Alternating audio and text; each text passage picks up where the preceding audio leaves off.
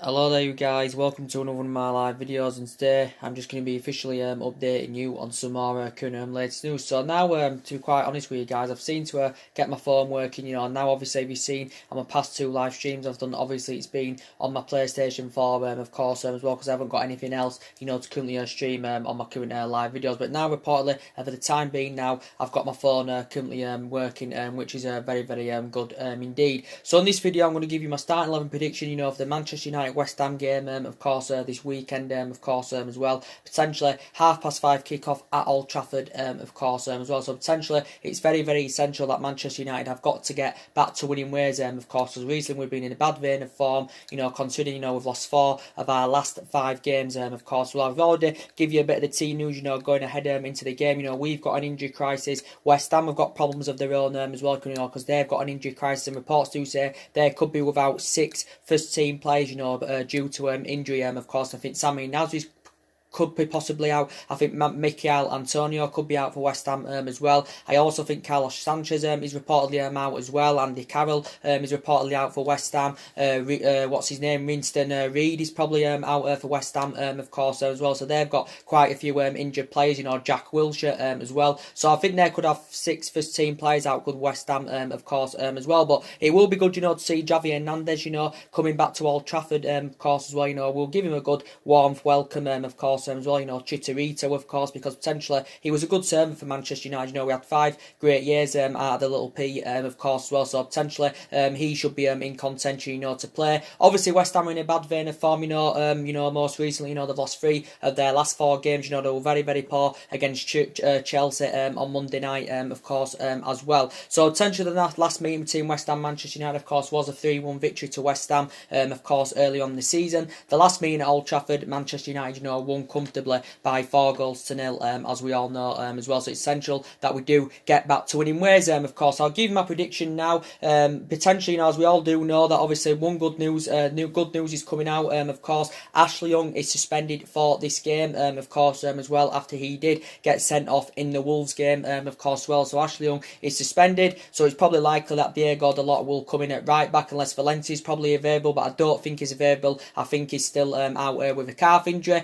As we all do now, I'm disappointed, about Luke Shaw, not being able to participate in the next couple of games, because obviously he's got 10 bookable offences. This means he's suspended for the game on Saturday evening against West Ham. He's also suspended for the game against Everton in the league, and he is also suspended for the second leg against Barcelona, of course, as well as Luke Shaw. So potentially it's likely probably Rojo will be playing at left back, to be quite honest with you, as well. Unless Valencia is available, he plays at right back, and Diego Dalot, plays at left back, of course, as well. Probably Herrera, Matic, I'm not too sure about them. Maybe they probably won't be available for, so Solskjaer will go with Fred, McTominay and Pogba in the midfield, of course, as well. And I've been really impressed with McTominay, in the last couple of weeks. He's growing and developing, and he's flourishing fantastically well. And he's only young, Scott McTominay. I think he's 22, 23 years of age. He's been playing between the lines very well. It was good to see him score his first goal for the club against Wolves the other week, as well. So potentially I think it'll be him with Fred in that midfield alongside Paul Pogba, of course, as well. And Fred, put a great performance out against Barcelona yesterday night, of course, as well. And Fred,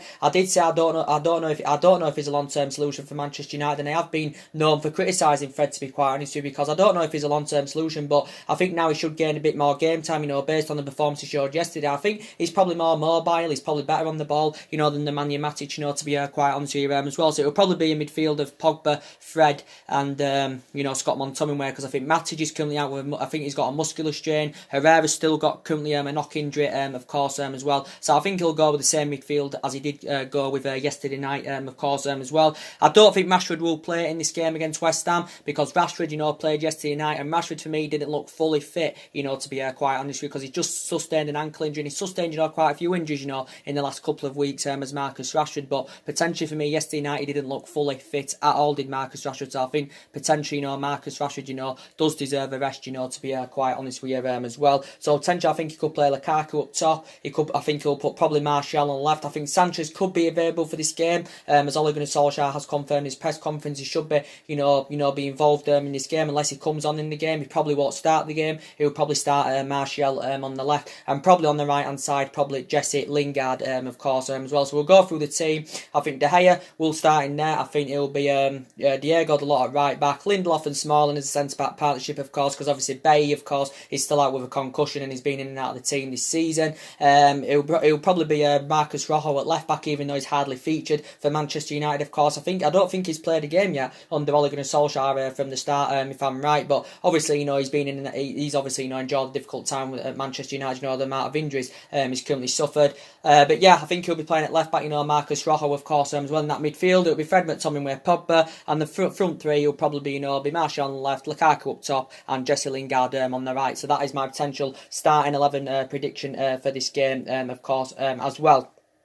So it's very, very essential, Manchester United, of course, get back to winning ways. We know West Ham, can play well on the day. They have got some good players of West Ham, of course. They did well last summer. They recruited very, very well indeed. They got 10 new additions last summer, did West Ham. And, they have got some good players. They've got Orphanage there. They've also got the likes of Sami Nasri. I don't think he'll be playing, no. They've got the likes of, Philippe Anderson, who I really like. They've got Jack Wilshere. They've got Lucas Perez of West Ham, of course. So they have got some good players of West Ham. This is Pellegrini's first season, as we all know. Manuel Pellegrini's, of course. Well, I think West Ham are sitting 11th in the league, and obviously, West Ham are fighting, to finish in the top half of the table, of course, as well. But our home form has been a worry, to be quite honest, because if you've analysed it since Ole Gunnar Solskjaer's coming, we've actually looked better away from home than we have been at home. So that our home form is a worry, to be quite honest. And now we've lost 5 games in all competitions under Ole Gunnar Solskjaer. We have got to get back to winning ways, and we've got to beat West Ham at the weekend, obviously to keep our top 4 ambitions alive,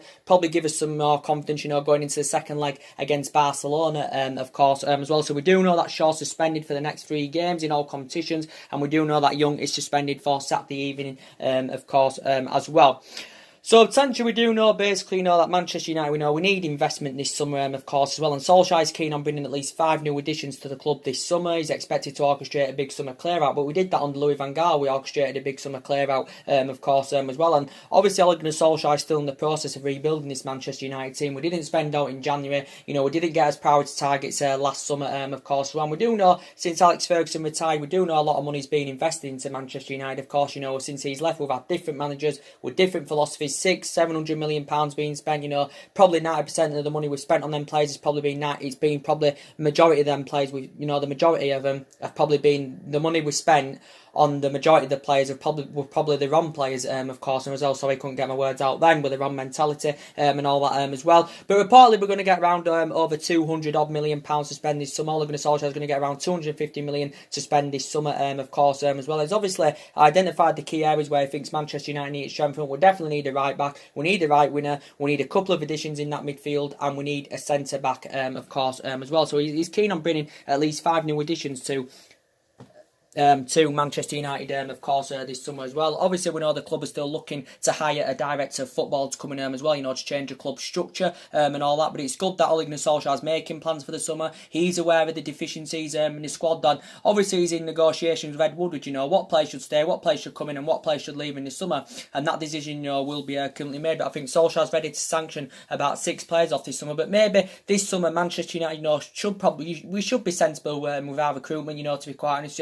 And maybe we should, there's quite a few players that are available for a reasonable figure, and we shouldn't maybe spend too much money on one player, of course, because we've been known for doing it in the past. We did it with Lukaku for 75 million. We did it with Pogba for 89 million pounds, of course, as well. So there's quite a few options out there, and there's quite a few players available for a reasonable figure, of course, as well. So maybe we should spend the money wisely, of course, this summer as well.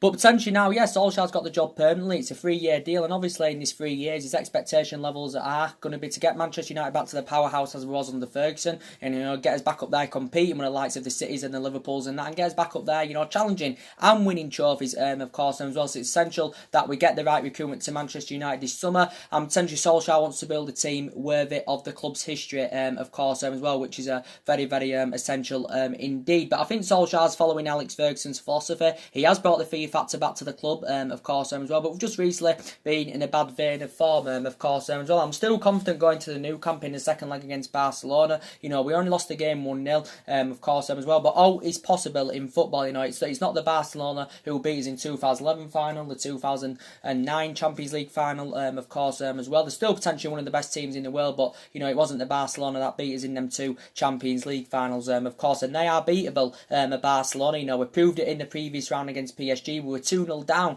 from the first leg against PSG, and then in the second leg we had 10 first team players out and we came back from a 2-goal deficit and won 3-1 against PSG, of course, well. So it's possible. I don't think we'll win the Champions League, you know, to be quite honest with you. We've got to be hopeful that we can get the top four, of course, this season, and we've probably got to win at least 5 of our remaining 6 games if we have got any chances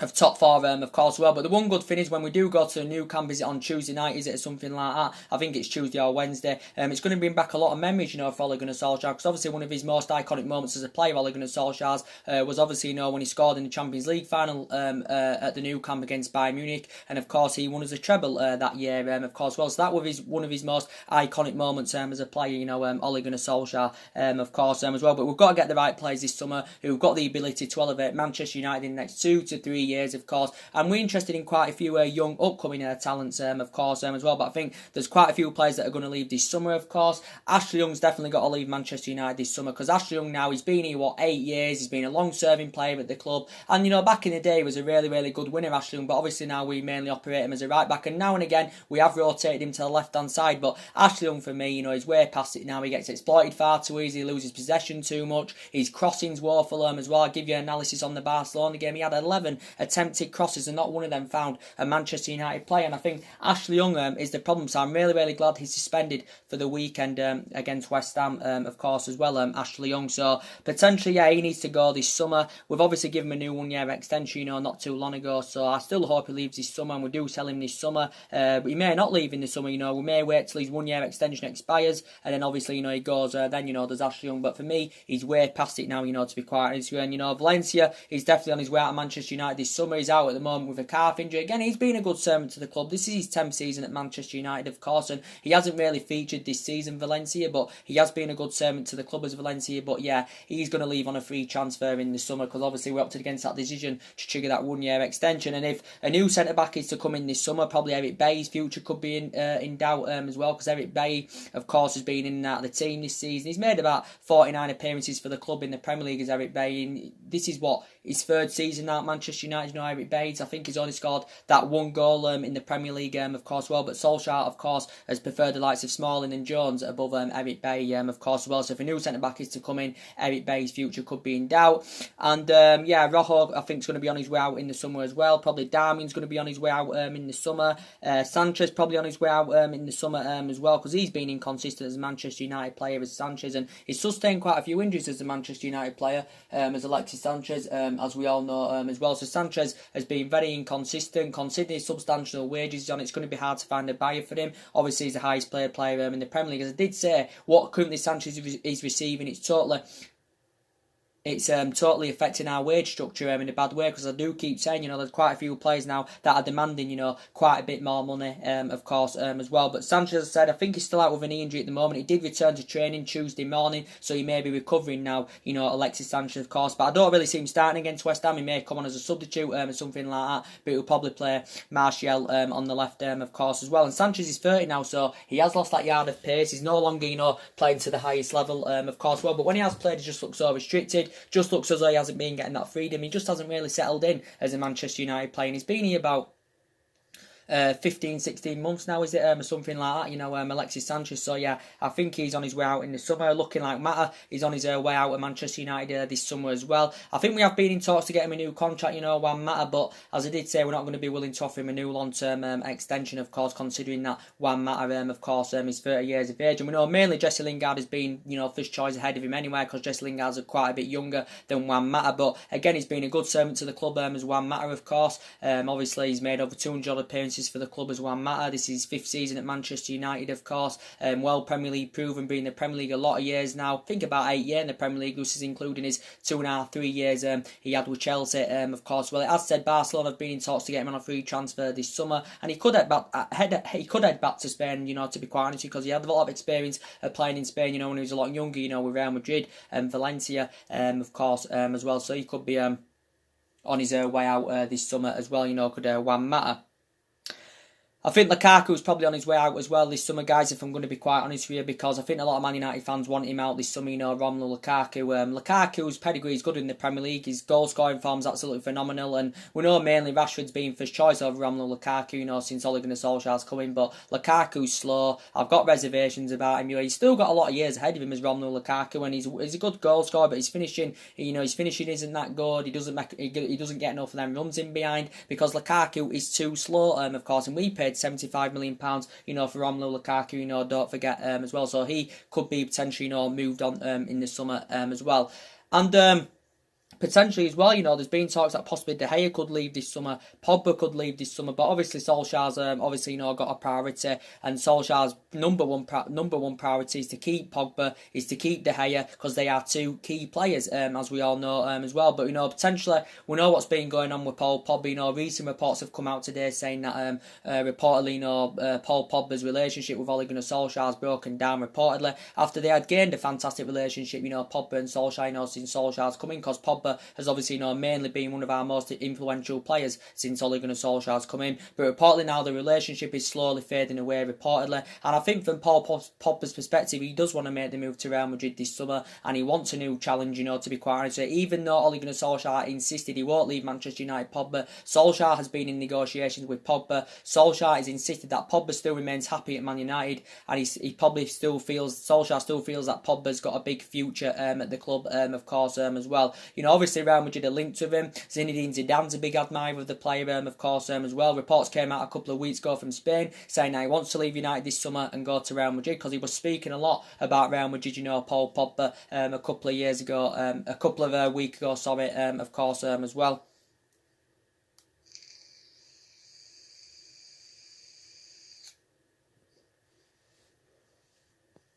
He was talking a lot about Real Madrid a couple of weeks ago, you know, describing them as a dream club. Madrid's a dream for anyone, of course, as well. So Paul Pogba, you know, was talking a lot about them, and that could have concerns to Man United and Ole Gunnar Solskjaer, of course, as well. But if any offers do come this summer, I think Man United, you know, of course, are willing to turn them down, of course, as well. Paul Pogba's still got 2 years left on his deal, well over 2 years left on his deal, because he's still in the contract here till 2021. There is an option of a further year as well, but it did say Man United are in the process of beginning contract negotiations with Pogba, and reportedly he was demanding an astronomical salary of £500,000 a week if he was to remain loyal to Manchester United, and if he was to sign a new contract, of course, well, because at the moment Pogba's on £300,000 a week, so he's demanding a £200,000 pay rise, of course, as well. So potentially wants to be the highest paid player alongside Alexis Sanchez. Of course, his agent Raiola, of course, is being in the process of trying to get Pogba a summer move, because he's had a couple of negotiations with Madrid. He's also been to Manchester, of course, to negotiate a summer move for Pogba, as well as his agent Raiola. If what agreement was made in the summer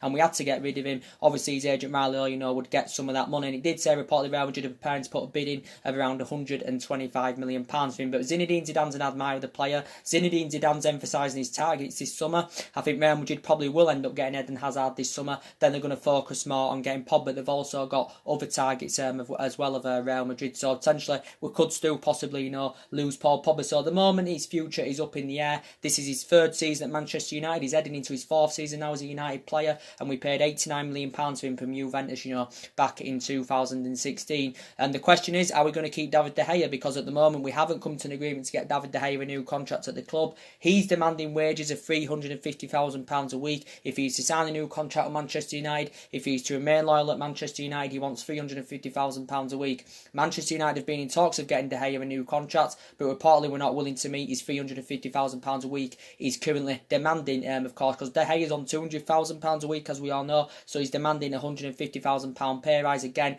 he wants to be the highest paid player alongside Alexis Sanchez at the club, does David De Gea. Obviously, he's still under contract here till 2020 because last year we activated a 12-month extension on his current contract, so he's still under contract here till 2020. He's David De Gea, but again, he's been a good servant to Manchester United. You know, he's the best goalkeeper in the world. He's made over 300 odd appearances for the club, and he's been here since the Ferguson era. As De Gea, you know, he's got 100 Premier League clean sheets. You know, he's won everything domestically here at Manchester United. Of course, well, I do think he loves the club, does De Gea. You know, of course, he does want to commit his long-term future here. I just think he's not satisfied that Manchester United are not willing to meet his wage demands. Obviously, Real Madrid have been long admirers of the player. Madrid were on the brink of getting him in 2015. Obviously, now recent reports have said that PSG have showed an interest in David De Gea, of course, as well. So essentially, hopefully, somewhere along the line, you know, we can come to an agreement to get De Gea a new contract, of course, as well. So transfer news that's been going on, as I've been updating you guys on, of course, as well. You know, the transfer rumours. Obviously, as we all do know, Man United are going to be in the summer market now, looking for a replacement for Ander Herrera, because we do need a couple of additions now in that midfield. I think we need a centre defensive midfielder that's fast and tenacious, of course, as well. And yeah, so looking like Ander Herrera is going to be leaving the club in the summer, as I said. He's already agreed, I think he's allegedly said he's agreed to join PSG on a free at the end of the season. I think it's a 3-year deal worth around £170,000 a week. Manchester United a couple of weeks back, whenever it was in contract negotiations with Ander Herrera, but reportedly again, Ander Herrera was demanding £200,000 a week from Manchester United to sign a new contract at the club, but reportedly Man United were not willing to meet his £200,000 a week wage demand, so potentially Herrera wasn't satisfied about this, so I think his desire is to go to PSG on a 3 in the summer, of course, and he's better players out there than Ander Herrera, don't get me wrong, he's been a great servant for the club. This is his 5th season now as a Manchester United player. I think he's made about 187 appearances for the club in all competitions, so that's not far away from 200 appearances, of course, as well, and he has been very, very good for Manchester United, and you know, I've analysed his performances, especially since Solskjaer's coming in, they've mainly been very, very good. You know, obviously, he's had a couple of injuries, you know, most recently he's Ander Herrera, but over this 3,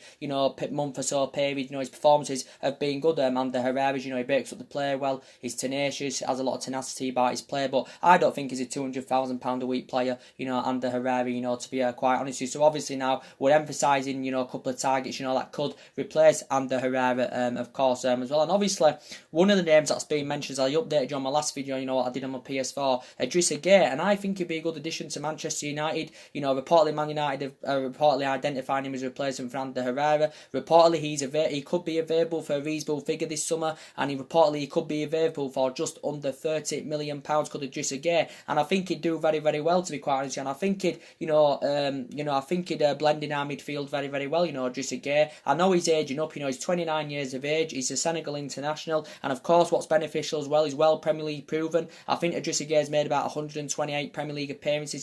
This was including his season he had with Aston Villa, of course. Obviously, the majority of his appearances have obviously, you know, become as an Everton player. I think now this is his 3rd season in the process with Everton. Everton, I think, got him from Aston Villa quite a few years ago. I think Everton triggered a release clause in Idrissa Gueye's contract for around just over £7 million or something like that. And initially he signed a 4-year deal, did Idrissa Gueye, but based on his fantastic performances, I think in February last year he got his contract term extended until 2022. Did Idrissa Gueye as well. He's a defensive midfielder, Idrissa Gueye, as you all know, but he breaks up the play well. He's good at intercepting the ball. He's tenacious. He's got a lot of tenacity about his play, and he's really, really proved that, you know, at Everton, of course, as well. And you know, potentially, I think he looks a really pretty decent player. You know, to be quite honest with you, he actually used to play in France as well. You know, with Lille at one point as well. You know, Idrissa Gueye. You know, when he was currently younger. So reportedly, his name has also been mentioned in the media.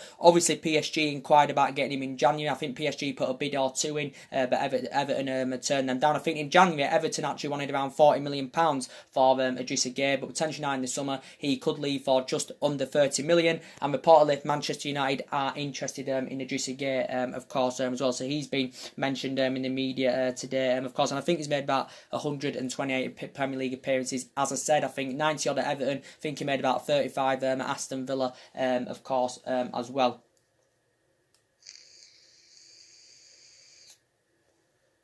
So yeah, He's been mentioned in the media. Another potential target that could possibly replace Ander Herrera as well, who there has been a lot of talks about going on, is Saul Niguez, as I've been updating you on a regular basis. Atletico Madrid player, 24 years of age, of course, as well, so still very, very young. I think he feels unhappy now at Atletico Madrid, but he's going to cost us quite a bit more money, to be quite honest with you, than Idrissa Gueye, because he's got a release clause of around £128 million as this Saul Niguez. I think he spent the majority of his career in Spain with Atletico Madrid. I think he's gone on to make 200 odd appearances, but I think he graduated from Atletico Madrid's youth system. But he's versatile, this player. He can play as a defensive mid, he can also play as a central mid, and he can play on the right as well. So he's versatile. Is this Saul Niguez? But it said United are interested, City are interested, Barcelona are also interested as well. And I think he can fulfill the number 6 role. He can also fulfill the number 8 role as well. Can Saul Niguez? So potentially there's been a lot of talks about that going on. Maybe Atletico Madrid are prepared to offer him a new contract, something like that. But reportedly Manchester United are one of the teams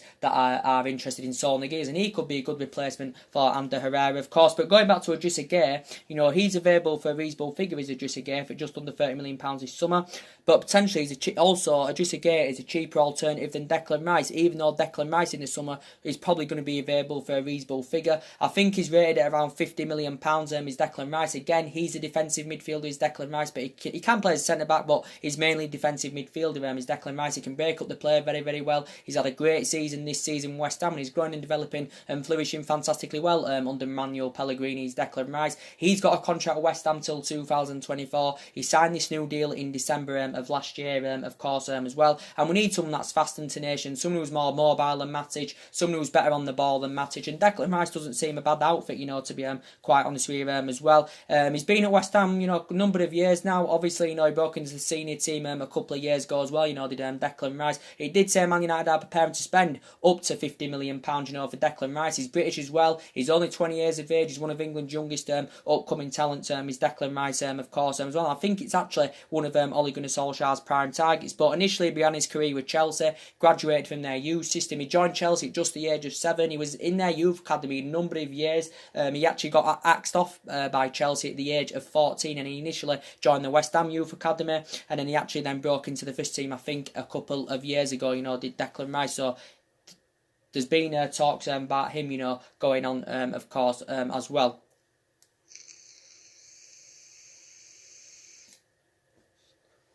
So yeah, guys, we've definitely, got to get a couple of additions in that midfield, without a shadow of a doubt, indeed. But potentially, as I did say, guys, another player that's available for a reasonable figure, and there's been reports coming out about in the last couple of days, Manchester United have been long admirers of him. Obviously, he's a central defender. He's Tottenham's Toby Alderweireld, and he can actually play as a right back as well, can Toby Alderweireld, but I think he's mainly a central defender. But we need someone that can go alongside Victor Lindelof in our backline. And there's been talks about Toby Alderweireld going on. He's available for a reasonable figure this summer. Tottenham activated a 12-month extension, back in January on his current contract, because obviously he's refused to sign a contract renewal with Tottenham as Toby Alderweireld. Don't get me wrong, there's much better options out there, and he's nowhere near on the same levels as the likes of the Sergio Ramoses or the Diego Gordons or the Rafael Varane and all that. But obviously them type of players who can play to the highest level are going to cost Manchester United a lot more money. But Alderweireld, I still rate Alderweireld. I've got reservations about him now because obviously he's aging up now. He's just recently turned 30. He's lost that yard of pace a little bit as Alderweireld, but he's well Premier League proven. Of course, he's been at Tottenham a number of years. I think from Alderweireld's perspective, he's keen on making the move to Manchester United this summer as well, and I think he could be actually one of our first signings this summer that could get recommended in to come to Manchester United, of course. And Alderweireld, does know about the Premier League. We were linked to him last summer, but obviously we couldn't come to an agreement, to get Alderweireld last summer. So potentially we could get Alderweireld, of course, this summer. I think he's made over 150 appearances for Tottenham as Toby Alderweireld, but he can play as a centre back. He can also play as a right back, and I do think he'd be a good leader in our back line, alongside Victor Lindelof, to be quite honest. And even if Tottenham did lose in this summer, Tottenham probably don't want to lose him, but if Tottenham did lose in this summer, of course, they've still got other options in their back line. They can combine, Davinson Sanchez and Jan Vertonghen in their back line, of course, as well. So potentially, I think Toby Alderweireld would be a good outfit for Manchester United, and plus is available for a reasonable figure. We're looking to trigger his 25 million release clause, of course, as well. Potentially he's had experience of playing in Spain with Atletico Madrid, of course. Obviously he began his career with Ajax as well, as a youngster, did Alderweireld, and he is now 30 years of age, of course, as well. So there has been talks about him, going on as well.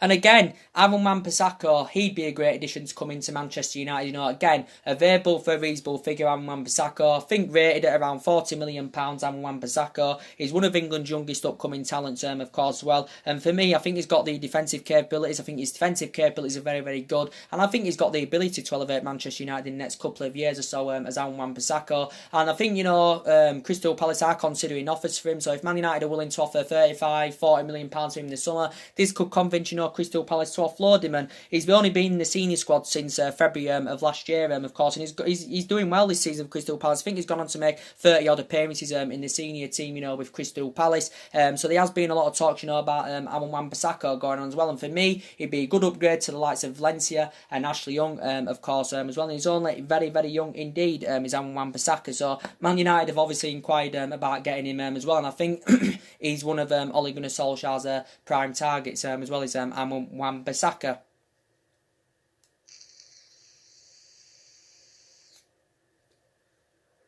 He's one of Ole Gunnar Solskjaer, you know's prime targets as well. And the other targets we're being interested in, obviously, as I've already gone through with you guys, you know, like Rafael Varane, there were talks about him the other week. You know, there's still the rumours are persisting about Koulibaly, of course, as well. You know, the rumours coming out the other week about Karl Hudson-Odoi, again, one of England's youngest upcoming talents. Most recently, not too long ago, made his senior debut for England, Karl Hudson-Odoi. So he's been one of Ole Gunnar Solskjaer's prime targets because he can play as a winner. He can also play as a forward as well, you know. Can Karl Hudson-Odoi, of course, as well. I don't see Chelsea getting rid of him this summer because Chelsea have got a transfer ban, and plus they're on the verge of probably losing Eden Hazard to Real Madrid this summer. And Karl Hudson-Odoi has had strong reservations about his game time this season because he hasn't really played much in the Premier League. He's been playing more in the cup competitions as Karl Hudson-Odoi. I think he most recently did make his first Premier League start for Chelsea. Chelsea have tried to convince Odoi to sign a new contract with the club, but he hasn't signed a new contract yet. But he's still on the contract with Chelsea till 2020.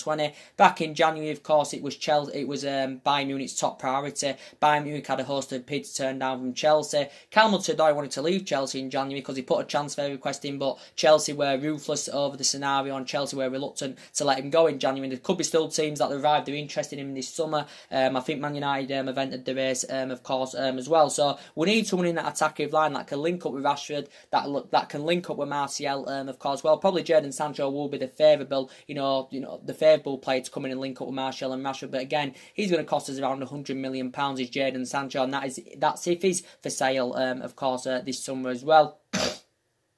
Been a lot of talks going on about Rashford as well, hasn't there? You know, as I think a lot of people would have been updating you, and I've been updating you myself, that he's demanding that he wants £300,000 a week to sign a new contract at United. Rashford himself has been in talks with the club about a new 5-year contract worth £300,000 a week. So if this potentially was to process, this means, you know, his current deal is on at the moment, which is £80,000 a week, as we all know. His wages would increase by nearly 4 times, of course, as well. So potentially Rashford wants £300,000 a week. Potentially Rashford is demanding the same amount of wages than what currently Wayne Rooney was on, of course, because obviously Wayne Rooney was on £300,000 a week when he was at Manchester United. Of course, Wayne Rooney served 12 years at Manchester United, of course, as well. And obviously our all-time leading goal scorer with 253 goals, of course, as well. So Rashford's current deal ends in 2020, as we all know, which is the summer 2020. Also, there's an option of a further year as well. And he's been a United player since the age of 7. He's grown and developed fantastically well. Obviously, he's been in the senior squad with United since 2016. Obviously, born and bred in Manchester as well, and he loves the club, and he has attracted interest from the likes of Barcelona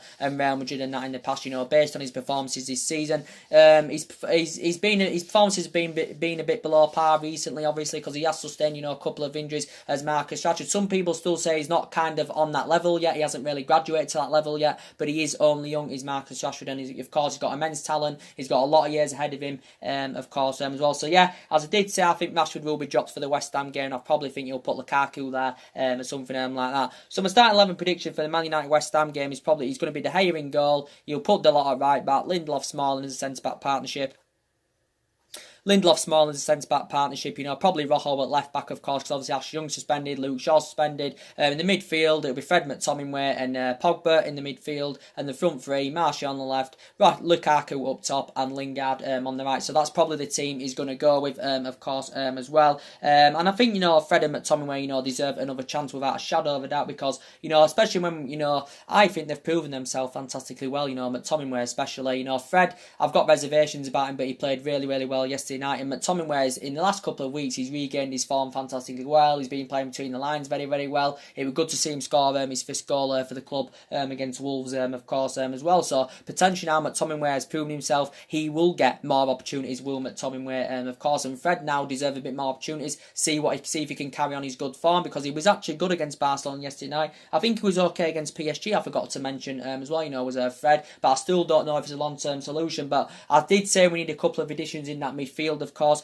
because obviously, you know, McTominay's still inexperienced. You know, Fred's a bit still inexperienced, especially, you know, at Champions League level. So I don't think they've got the capabilities, you know, as yet, you know, to graduate to that level. Of course, maybe in the future, maybe, you know, when they develop a bit more. But yeah, they have proven themselves, you know, fantastically well. I've got to give them all my credit, indeed. So yeah, we've got an injury crisis. West Ham themselves, as I said at the beginning of the video, you know, I think they're going to miss 6 first team players through injury, of course. Carlos Sanchez is one of them. Probably Nasri's going to miss. Jack Wilshere's likely to miss as well. What's his name? Michail Antonio is likely to miss for West Ham. Probably Andy Carroll is likely to miss for West Ham as well. As said, Jack Wilshere.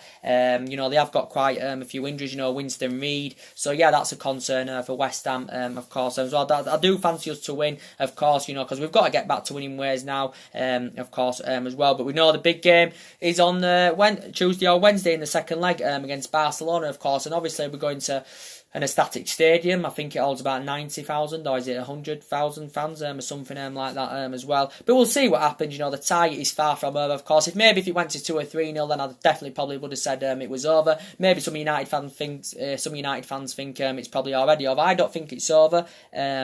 But yeah, I thought we put a really, really good performance in yesterday night against Barcelona. I expected us to get trounced, to be quite honest, you know, with the quality in their team, the amount of money they've got. Barcelona, they've got arguably the best player in the world through Lionel Messi, and I think we got to grips with Barcelona very, very well indeed, and we caused them all sorts of problems, and we had them under the cosh for the majority of that game. Of course, they couldn't even really get out of the own half, you know, the majority of that game, of course, because we were pressing so high in the game, and I was very, very proud with the team. You know, I was disappointed with Ashley Young; he was terrible. But I was proud with the majority of the team, of course, as well. So anyway, guys, drop your comments, likes below on the channel. If you do consider subscribing to the channel, as always, as I did say, my past 2 live streams I've done today was on the PS4 because my phone has been dodgy. But my phone's working for now. Whether it'll go dodgy again, I do not know. But if it does go dodgy again, you know, I'll be on the PS4, you know, streaming, of course, as well. So anyway, guys, drop your comments, likes below, as I said. Do consider subscribing as always. And take care, God bless. See you again very, very soon, guys. Thanks for watching.